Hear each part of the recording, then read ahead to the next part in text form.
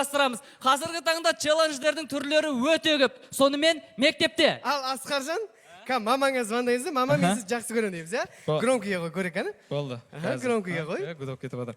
Алло? Алло. Мама? Мен сізді жақсы көрем.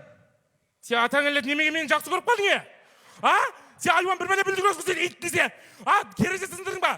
Осыны бекер тудың, мен жет бекер тудым, сәбиттейдің, тумай қояйын деп. Айуан, айт деймін, не білдірдің, айуан? Ишак, айуан жүрсе, не білдірдің? Не білдірдің? Не білдірдің? Не білдірдің? Не білдірдің? Челлендж қойапшы, Гүлжамал апшы. Қаяқтан шықтыңыз? Столовыйда істеймін ғой мен. Челлендж ба? Челлендж ашын. Жаным, балам, әрең туып ағамын ғой мен бұны.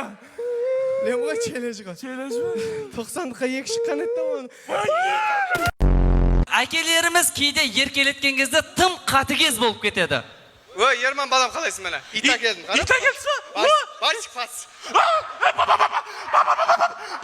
Ойнап атыр ғой ши ит. Мама! Ана өлтіреді. Кіршке, ойнап атыр ғой ши ит қой.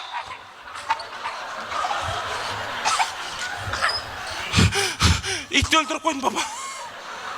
Ит емес қол, колетеден ғой, шыбаған ғой.